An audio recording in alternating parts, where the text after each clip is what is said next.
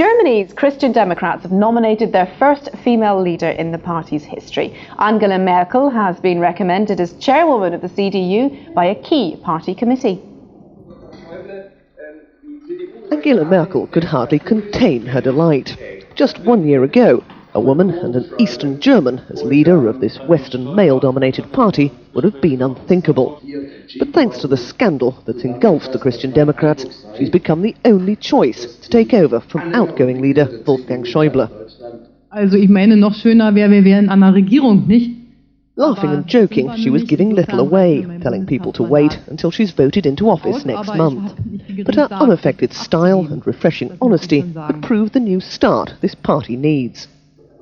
I think she will be a leader who is very powerful, and as well she will be oriented in the questions of the future.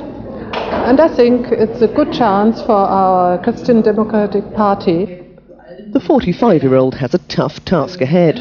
Her job is to clean up the mess left by the financial scandal which engulfed the CDU's longtime patriarch Helmut Kohl and his successor Wolfgang Schäuble.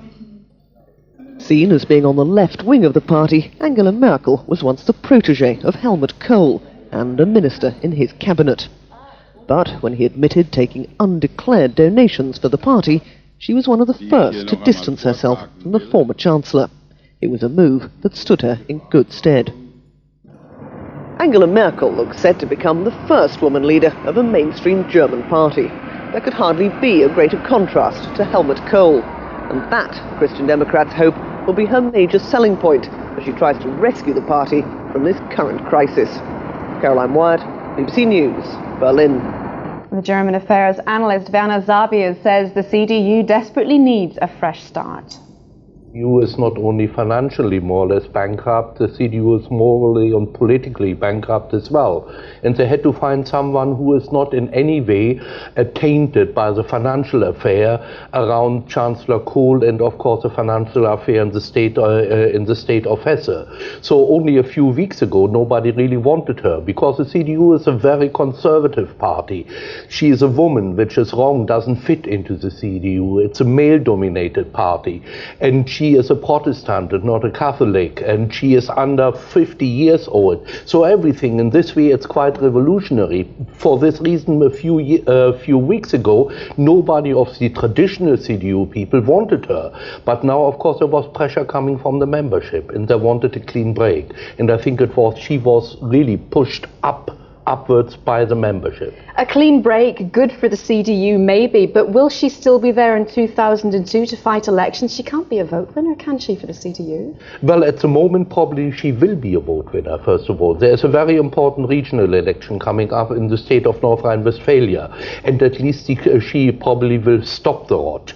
That will be, of course, a benefit to the CDU already. In 2002, of course, it's a different matter. It's a different matter who becomes the candidate for the Chancellor's job in the CDU. At the moment, it's a very ungrateful job. It's difficult work to get the CDU going again, and there are not too many who really are inclined to take the job. But it might look differently in 2 years' time. If she is successful and if she gets the party right again, then the job will be desirable again. And then I think there will be quite a number of the male species who would try to replace her again. Werner Sabier speaking to me a short while ago. This is BBC News, a reminder of the headlines. President Clinton starts the first day of his India tour as news emerges of a killing in Indian Kashmir. Unknown gunmen are reported to have shot dead 35 Sikhs near Srinagar. The Pope has begun a pilgrimage to the Holy Land with a visit to Mount Nebo in Jordan, from where the prophet Moses is said to have seen the Promised Land. Coming up later in the programme, Michael Douglas receives a warm welcome from British MPs. The Hollywood star has been at Westminster to lobby politicians for a reduction in the world's nuclear arsenal.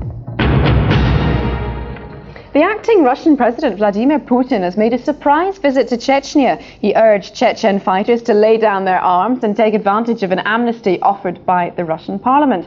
The Russian television channel NTV reported Mr. Putin as saying that Moscow is ready for peace talks with the Chechen rebels. Mr. Putin's visit comes 6 days before the Russian presidential election, in which he's the front-runner. Vladimir Putin is leaving his rivals trailing in his wake. He took a back seat in the Sukhoi 27 fighter that flew him into the Chechen capital, but in the race for Russia's presidency, he's way out front. Mr. Putin says he's too busy with his official duties to campaign for the vote on March the 26th, but his dramatic and unannounced appearance in Grozny had all the appearance of a pre-election stunt. Inevitably, Russia's mostly state-controlled TV channels were on hand to record the event.